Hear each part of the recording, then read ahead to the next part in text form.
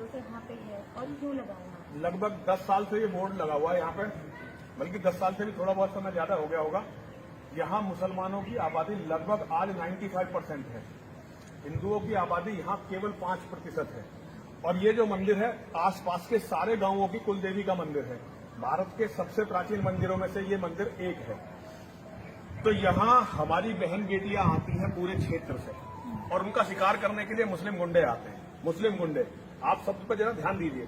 और मैं एक जनरल बात बताता हूं आपको, अगर किसी हिंदू का बेटा किसी लड़की को छेड़ता है और उसके बाप तक जब ये शिकायत जाती है तो उसका बाप डांटता है अपने बेटे को और कहता है कि भाई इससे मेरा कोई मतलब नहीं है। लेकिन मुसलमानों के पहले गुंडे लड़की छेड़ने आते थे, अगर हम उन्हें रोकते थे तो चारों तरफ से मुसलमान इकट्ठे होकर यहाँ हमसे लड़ने आते थे, जिसमें बूढ़े बूढ़े मुसलमान भी होते थे।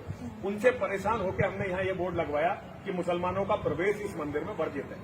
अच्छा, तो ये जो बच्चे की बात आ रही है, तो ये बच्चे का कहना है कि वो पानी पीने उसको, लेकिन पानी पीने, देखिए पानी पीने वो बाहर अंदर क्यों आया जबकि गेट पे नल है? आप देख लो, सड़क पार करते ही नल है, इधर नल है, इतनी दूर से जरा सा दूर चलता है इधर नल है, और उधर चलता तो फिर उधर ये सामाजिक वो है जो ये जो पंचायत घर है इसमें नल है। उसे मंदिर ही क्यों दिखाई दिया जबकि मंदिर में बाहर लिखा हुआ है कि मुसलमान का प्रवेश वर्जित है? उसका कहना है कि उसको पढ़ाई लिखाई नहीं आती। तो क्यों नहीं आती उसे पढ़ाई लिखाई? ऐसे कौन से बच्चे हैं जो इतने बड़े बड़े 14-14, 15-15 साल के, उन्हें पढ़ना लिखना बिल्कुल नहीं आता? तो वे क्यों पैदा हो रहे हैं ये बताओ ना। वो केवल चोरी, डकैती और लूटमार। इस मंदिर में 4 बार डकैती पड़ी मेरे महंत रहते 4 बार डकैती पड़ी। आप लोग इंटरव्यू देने कभी नहीं आए। और यहाँ मुझसे पहले जितने महंत बने या तो वो मार दिए गए या पीट के भगा दिए गए। ये इस मंदिर का इतिहास है। आप लोगों ने कभी उस चीज को नहीं दिखाया। आज हम लोग यहाँ पे किसी भी मुसलमान को इस मंदिर में नहीं चाहते, क्योंकि हमें पता है मुसलमान जो यहाँ आता है, मैंने आज सारे मुसलमानों को चुनौती दी है, सारे मुसलमानों को मैंने आमंत्रित किया है, दुनिया के सारे मुसलमान यहाँ आए, मेरी माँ की जो शास्त्रीय सनातन विधि है, माँ की और महादेव की, उससे पूजा करें। मैं उनका सबका स्वागत कर रहा हूँ।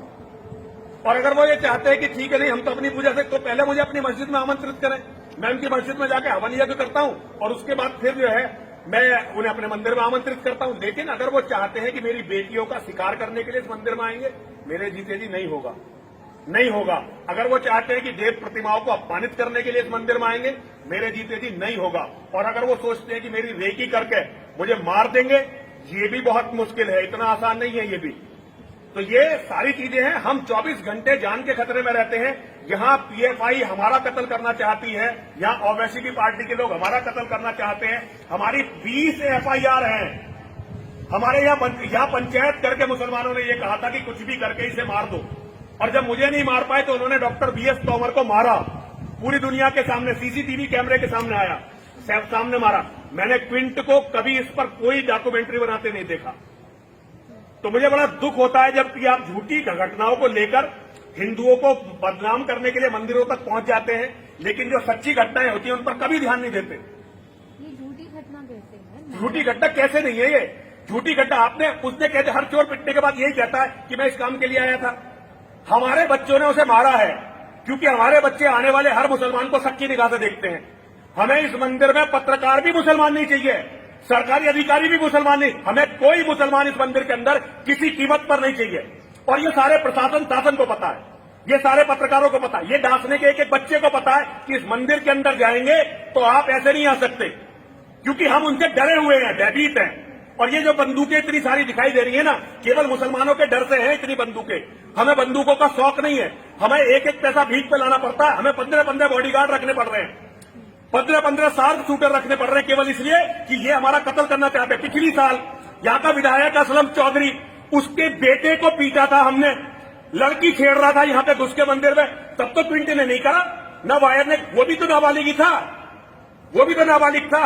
हमने पीटा था, सीसीटीवी कैमरे की घटना थी, पुलिस ने दबाव डलवा के ये घटना वापस करवाई। ये मंदिर हमारी प्रॉपर्टी है, सार्वजनिक नहीं है। ये सनातन धर्म के मानने वालों का मंदिर है, हमारा मंदिर है ये। सर जी, दोनों को जिनको अरेस्ट किया गया है, ये इस मंदिर में कब से सेवक? मेरे शिष्य हैं, उससे आपका कोई मतलब नहीं। मेरे शिष्य हैं, ये नहीं कि कितने दिनों से है मेरे यहाँ, चाहे तो 1 दिन से आए, चाहे 1000 दिन से आए, मेरे लोग हैं, मेरे शिष्य हैं। इनकी मदद कर रहे हैं आप लोग? मदद कर रहे हैं, मेरे बच्चे हैं भाई, मैं तो लड़ाई लड़ूंगा। पुलिस ने झूठ बोल के मेरे बच्चे यहाँ से उठाए हैं, मैं पुलिस से पूरे अपने, और सन्यासी को, निर्दोष सन्यासी को उठाया, जिसका कोई मतलब नहीं था इस मामले से।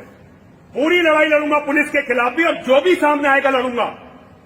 अपने मंदिर के सम्मान के लिए, अपने मंदिर के अस्तित्व के लिए, अपने धर्म के लिए अंतिम सांस तक लड़ूंगा। ये लड़ेंगे, लड़ने के लिए बैठे हैं यहाँ पे।